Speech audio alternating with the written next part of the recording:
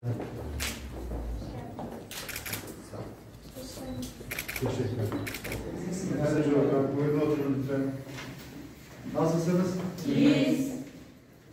Ziyaret edelim dedik. Okullar uzun zamandır kapalıydı. Hepimiz dikkat edersek %2'nin dönemi sonuna kadar birlikte götüreceğiz.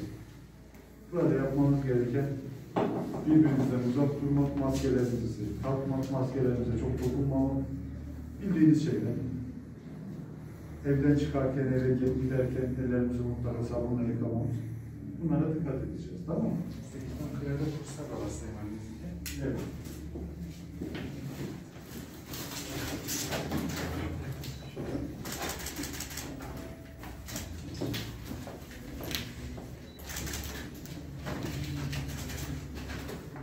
Kaçıncı sınıf?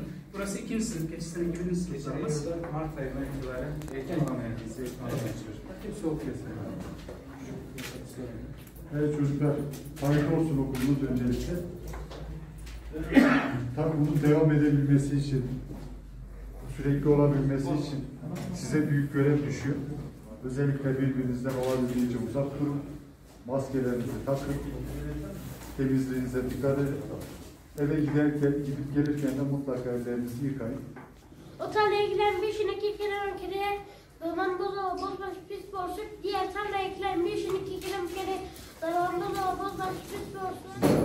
Başımızdan.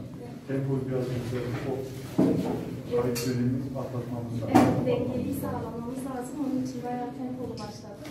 Bakalım artık. Evet, iyi dersler diliyorum çocuklar. Evet, kitaplarımızı da size kitapla atalım. Maskeye, mesafeye ve temizliğe dikkat ediyoruz.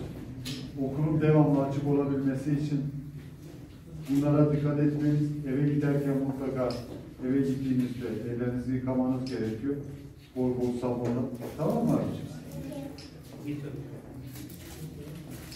Yani inşallah sizlerin gayretiyle özellikle köylerde bunu yapmak daha kolay.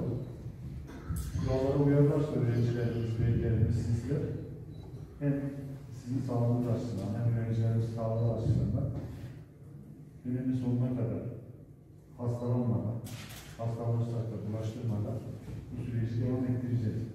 Ama bunun için de özellikle sınıflarda, küçük yaştaki çocuklarda daha çok oluyor. Maskesiz derste durmalarını engellememiz lazım. Birbirimizi uyarmamız lazım. Burnu kapatmayan, sadece ağzını kapatan, çeneyi kapatan maskenin hiçbir faydası yok. Bu açıdan da kendi aranızdaki mesafeyi buna göre ayarlarsanız, çocukları da zaman zaman uyarırsanız iyi olur.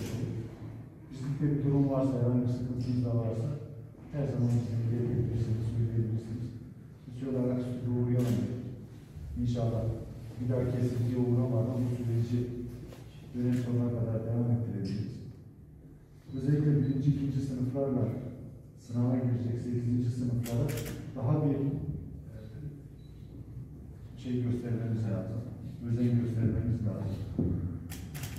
Eksikleri var, kayıpları var biliyorsunuz. Onları da sizlerin gayretiyle telafi etmiş olacağız. Ben katkılarınız için teşekkür ederim.